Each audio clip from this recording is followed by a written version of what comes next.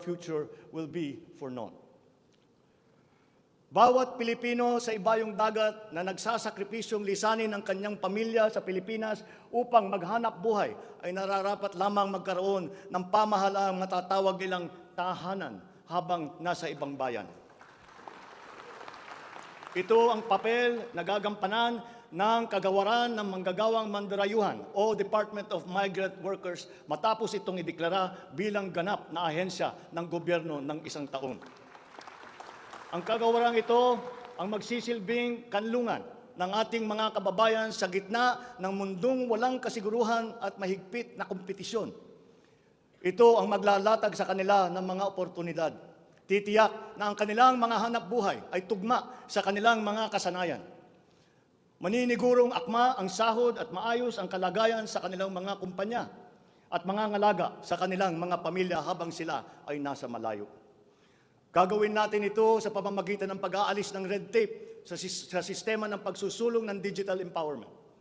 We shall automate the verification of contracts and issue secure overseas employment certifications that you can keep on your smartphone. I call on the Department of Migrant Workers and the DICT to make this a top priority. Tinatawagan ko rin ang Department of Foreign Affairs na makipagtulungan sa Department of Migrant Workers na tiyakin ang lahat ng mga diplomatic post ay tutulong na agarang maibalik sa trabaho ang mga ating mga overseas Filipino workers na nawalan ng hanap buhay nitong nakalipas na ilang taon. Mula sa 3 buwan ay gagawin na lang nating 3 linggo para sa isang dayuhang employer na iproseso ang mga papeles ng Pilipinas ng Pilipinong nais nitong kunin bilang empleyado. Aatasan din natin ang kagawaran ng gawing simple ang komplikadong handbook ng mga tuntunin at regulasyon para sa mga OFW. Nang sa gayon ay maging malwan ang mga transaksyon may kinalaman sa kanilang pangingibang bansa. Mula sa handbook na may 240 seksyon ay gagawin nating pamphlet na lamang na hindi hihigit sa 100 pahina. Mahirap na nga ang buhay.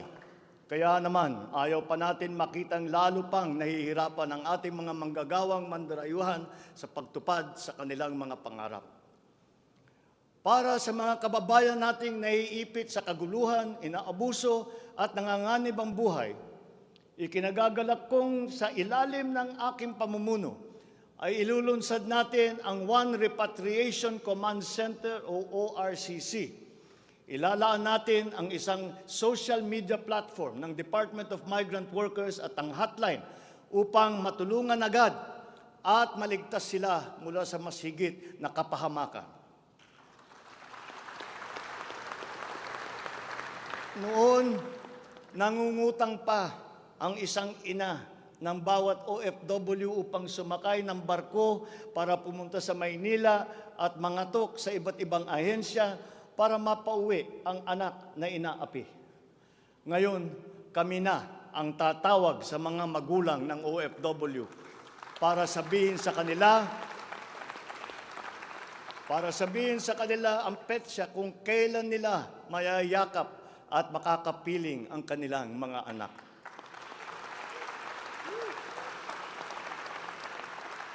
Sa kasalukuyan ay nakikipag-ugnayan tayo sa pamahalaan ng Saudi Arabia upang buksan muli ang deployment. Kaya natin at gagawin natin ang makipagnegosasyon na mabigyan ang ating mga kababayan doon ng tamang pasahod at mapangalagaan ang kanilang karapatan at kapakanan.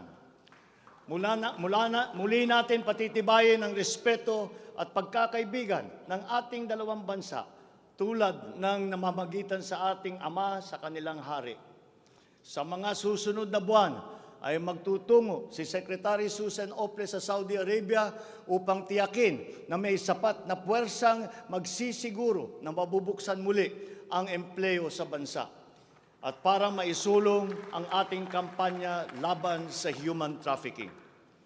Ngayon, para naman sa mga anak na naiwan sa Pilipinas, titiyakin ng Department of Migrant Workers sa pamamagitan ng OWA na sila ay maipapasok sa magagandang paaralan, magtuturo sa kanila ng financial literacy, mental wellness, sports, sining, kultura. Ito ay mangyayari sa pakikipagtulungan ng iba't ibang ahensya ng pamahalaan. Alagaan natin ang kabataang Pilipino sapagkat sila ang kinabukasan ng ating inang bayan.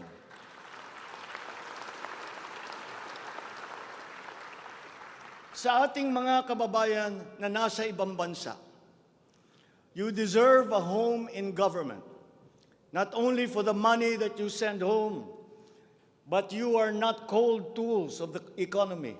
You deserve it for your sacrifices for our country and your perseverance and excellence in the global arena. You OFWs represent the fighting faith of the Filipinos as a nation and as a people. Let us transform your overseas journey into inspirational stories for all time. Thanks to you, our dear legislators, and of course to the man every OFW now refers to as their tatay, President Rodrigo Duterte. You passed the law that created this new home for our OFWs.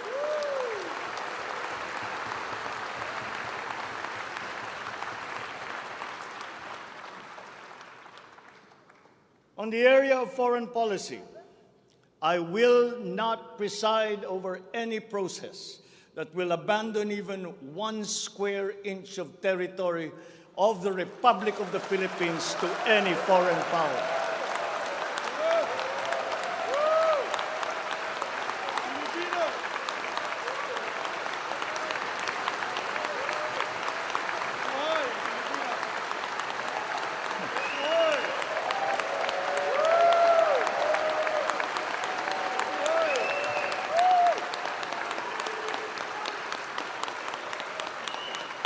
With respect to our place in the community of nations, the Philippines shall continue to be a friend to all, an enemy to none. The Philippines has always been open and welcoming to all our foreign friends and visitors. That is our worldview. That is our culture. But let me be clear. We are very jealous of all that is Filipino.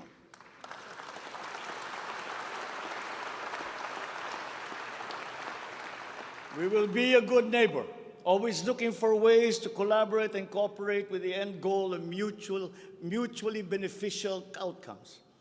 If we agree, we will cooperate and we will work together. And if we differ, let us talk some more until we develop a consensus. After all, that is the Filipino way. But we will not waver. We will stand firm in our independent foreign policy with the national interest as our primordial guide.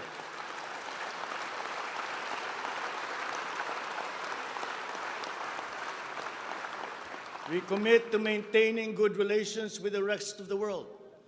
As a matter of fact, it is my sincere belief that the need for strong bonds and collaboration among nations emerges in the direst of times, such as in a pandemic. The partnerships and alliances that we make with all will provide stability that all nations will need as we emerge into this new global economy. The Philippines will continue to promote stronger and multifaceted relationships with all our partners around the world.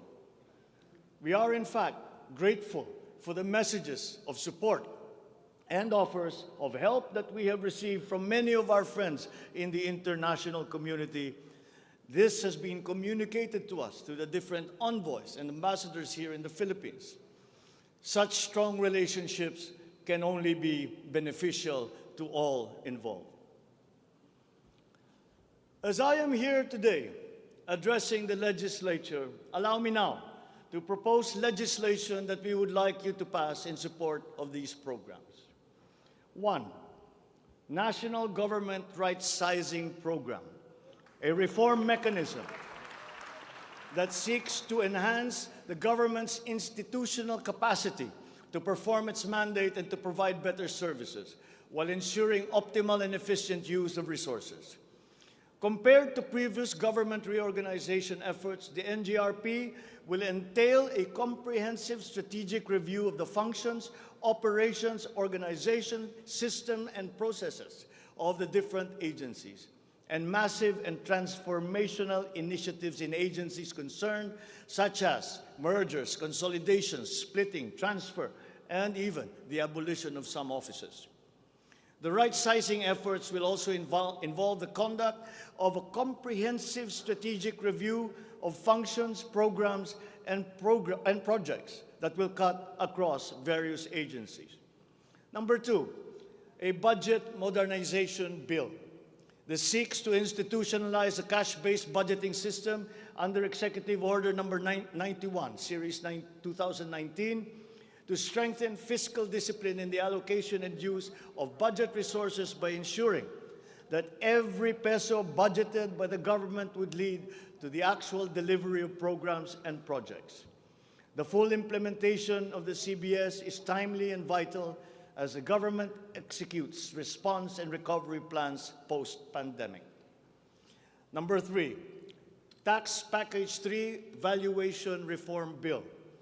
This bill provides for the A, establishment of real property values and valuation standards across the country, and B, the development of real property information system that provides for the database of all real property transactions and declarations in the country. Number four, Passive Income and Financial Intermediary Taxation Act. This seeks to reform the taxation of capital income and financial services by redesigning the financial sector taxation into simpler, fairer, more efficient, and a revenue-neutral tax system. It also represents to adopt a regionally competitive tax system. Number five, E-Government Act, which provides for the establishment of the E-Government Master Plan, which shall cover all e-government services and processes. Number six, the Internet Transaction Act, or e-commerce law, which aims to establish an effective regulation of commercial activities through the Internet or electronic means to ensure that consumer rights and data privacy are protected, innovation is encouraged, fair advertising practices and competition are promoted. Online transactions are secured, intellectual property rights are protected, and product standards and safety are observed. Number seven, Government Financial Institutions Unified Initiatives to Distressed Enterprises for Economic Recovery.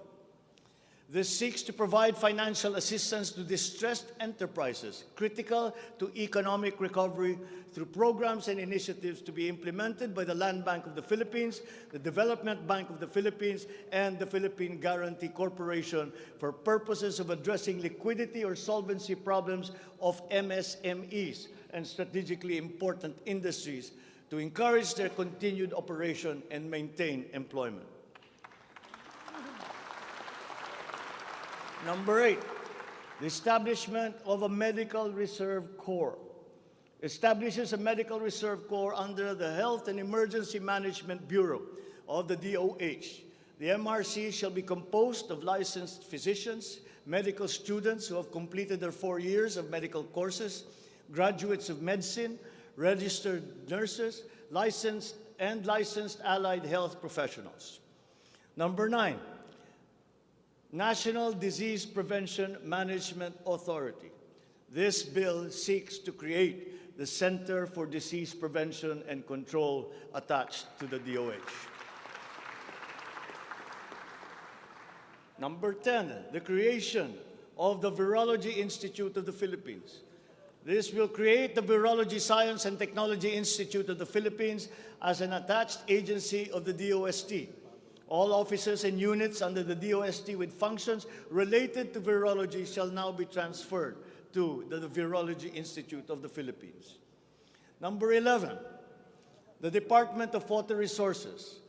This seeks to create the Department of Water Resources and adopts the integrated water resource management as the strategic framework for national water management, policy making, and planning.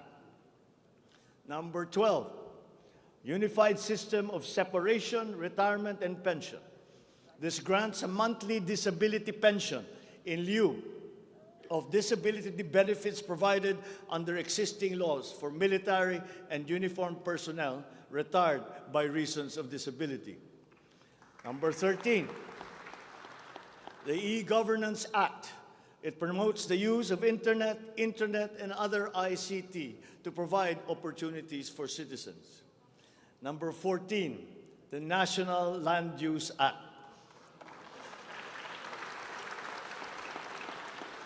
This will provide for a rational and holistic management and development of our country's land and water resources, hold owners accountable for making these lands productive and sustainable, strengthen the LGU to manage ecological balance within its jurisdiction.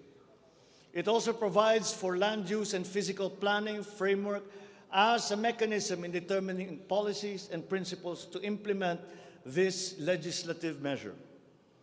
Number 15, the National Defense Act.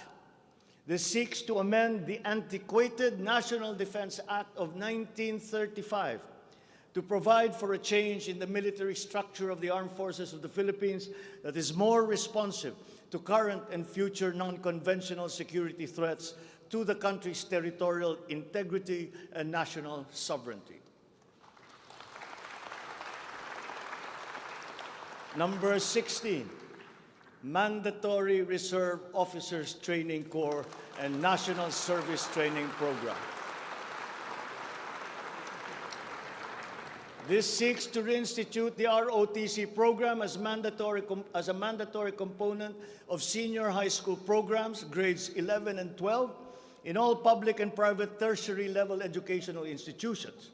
The aim is to motivate, train, organize, and mobilize students for national defense preparedness, including disaster preparedness and capacity building for risk-related situations.